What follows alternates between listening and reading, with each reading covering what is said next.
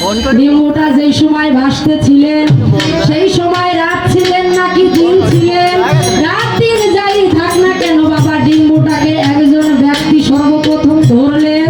ধরার পরে সেই ডিমটাকে উষুম দিলেন। উষুম মানে তাওয়া। বাবা এলাকায় তো মুরগি সকলেই পালন করি, করে না বাবা? আমাদের মুরগি, এই মুরগিতে যখন ডিম পাড়ে, এই ডিমটা যদি তাওয়া বা উষুম না দেওয়া হয়, এই ডিমটা থেকে কি বাচ্চা ওঠে বাবা? যদি তাই না ওঠে, এই ডিমটা থেকে বাচ্চা যদি না ওঠে, তাহলে যখন আমার পাক পাঞ্জাস্তর, যখন আমার এই দুনিয়া সৃষ্টির আগে এই দুনিয়াটা ডিম্বুর রূপে ভাসতেছিলেন, এই পাক পাঞ্জাস্তর গুলো ডিম্বুর উপরে ভাসতেছিলেন, সেই সময় সর্বপ্রথম এই ডিমটা কে ধরলো? ধরার পরে এই ডিমটাকে উষুম দিল কে? ডিম ফেটে এর ভিতর থেকে একজন বের হইলেন, যে আল্লাহ নিজেই সেই কুসুমদাতার ভিতর থেকে, এই ডিমের ভিতর থেকে একজন ব্যক্তি বেরাইলেন, যাকে আল্লাহ নিজেই মা বলে সম্বোধন করলেন। এই ব্যক্তিটা কে? আপনার কাছে আমার সুন্দর করে জানাতে পারে।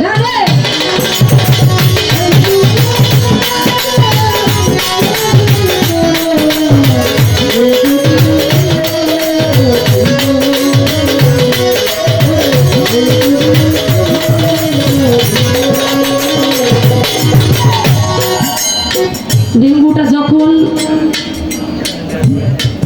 কুসুম যখন দিলেন, আমরা দেখতে পাই বাবা, কুসুম যখন দেয় একটা ডিম থেকে যখন বাচ্চা ফোটে, বা আমরা ডিম যখন একটি রান্না করার জন্য ভাঙা হয়, সেই ডিমটা কিন্তু ভোগ দিয়ে ভাঙা হয়, হয় না বাবা?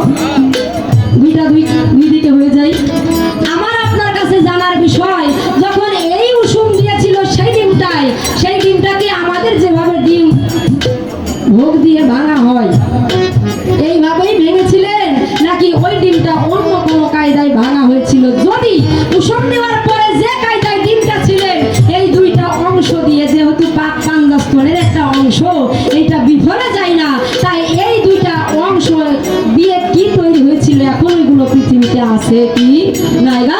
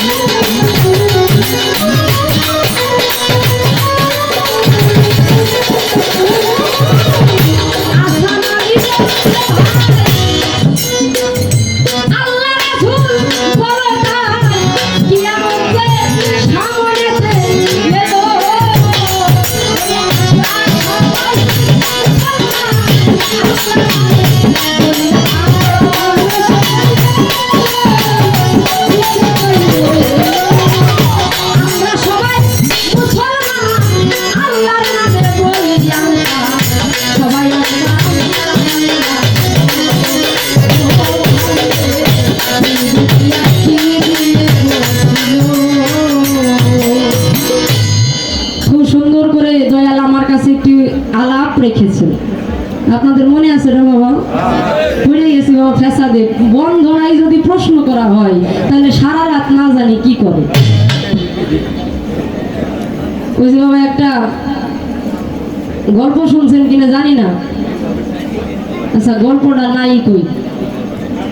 আজকে সারাটা রাত,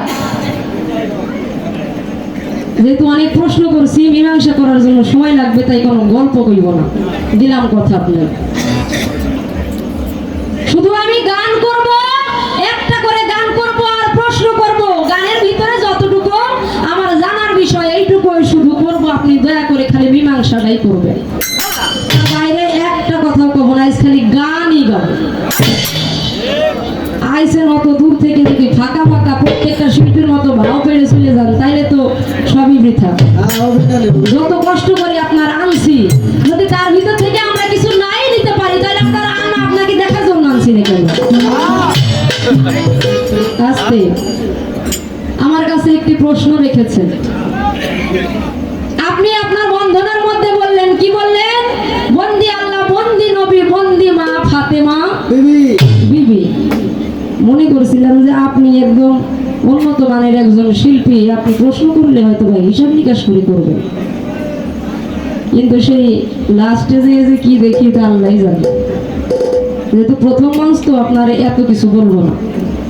আপনি আলাপ করলেন, আপনার প্রশ্নের মীমাংসা আপনি করলেন। কি করলেন? আল্লাহ যার মা বলে ডেকেছেন, ফাতেমা হচ্ছে জগতের জননী। জননী শব্দের অর্থ মা। এই যে জননী শব্দের অর্থ মা, আল্লাহ ফাতেমাকে মা বলছে, কিন্তু হযরত আলীর মা কি ফাতেমা হবে বাবা? না। তাহলে হযরত আলীর বিবি আর আল্লাহর মা। আপনি আর প্রশ্ন করলেন কি? আপনার প্রশ্নের জবাবটা আপনি করছেন। ফাতেমা যদি আল্লাহর মা হয়, আমার আপনার জগতের মা হয়, জগতের সবার মা, কিন্তু হযরত আলীর তো আর মা হইতে পারে না। ওনার বিবি আর আমাদের জগতের সকলের মা। আজকে সারাটা রাত আপনার জন্য আজকে এই মঞ্চটা ফ্রি করলাম। যত প্রকারের, যত রকমের জটিল কঠিন আপনার মনের ভিতরে যত প্রকারের আবেগ আছে, আজকে সারা রাত মঞ্চে প্রকাশ করবেন। যা ইচ্ছা সেই প্রশ্ন আপনি করবেন। আপনার আসতে অত শান্তি নেই, পরে কথা আছে। আপনার জন্য মঞ্চ আজ ফাঁকা, আপনার জন্য মঞ্চ ফ্রি। যত প্রকারের কঠিন প্রশ্ন আছে আপনি করবেন। আমি উর্মিলা কথা দিলাম, সব থেকে সঠিক কায়দায় এক কথায় মীমাংসা করবো। আপনার ওই প্রশ্নের জবাব আমি পারি না।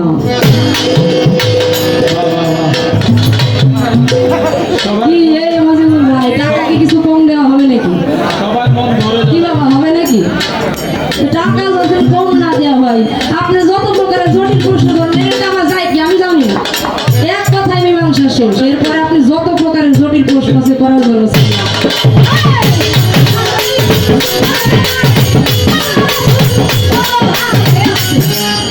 আমি যেমন বললাম যে আপনার প্রশ্নের জবাব করতে পারবো না, সাহসের সাথে আপনাকে যত প্রশ্ন করলাম আপনি এক কথায় বলতে পারেন কি দেখেন তো যে আপনার প্রশ্নের জবাব করতে পারবো না। আমি বললাম সাহস আছে আমার, আপনারা তো সাহস হবে না, কারণ আপনি গুরু তো।